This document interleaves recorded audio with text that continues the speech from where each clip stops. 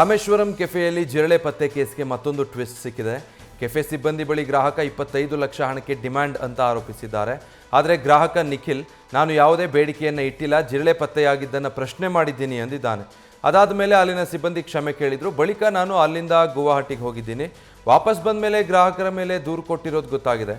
Rameswaram cafe ಸಿಬ್ಬಂದಿ ತಮ್ಮ ತಪ್ಪನ್ನು ಮರೆಮಾಚೋದಕ್ಕೆ ಸುಳ್ಳು ಆರೋಪ ಮಾಡಿದ್ದಾರೆ ಅಂತ ನಿಖಿಲ್ ಪೊಲೀಸ್ ಆಯುಕ್ತ ಸೀಮಂತ್ ಕುಮಾರ್ ಸಿಂಗ್ಗೆ ದೂರು ನೀಡಿದ್ದಾರೆ. ರಾಮೇಶ್ವರಂ ಕೆಫೆಯಲ್ಲಿ ಜಿರಳೆ ಪತ್ತೆ ಕೇಸ್ಗೆ ಮತ್ತೊಂದು ಟ್ವಿಸ್ಟ್ ಸಿಕ್ಕಿದೆ.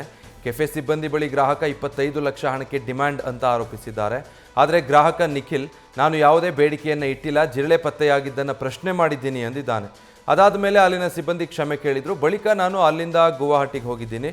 ವಾಪಸ್ ಬಂದ ಮೇಲೆ ಗ್ರಾಹಕರ ಮೇಲೆ ದೂರು ಕೊಟ್ಟಿರೋದು ಗೊತ್ತಾಗಿದೆ.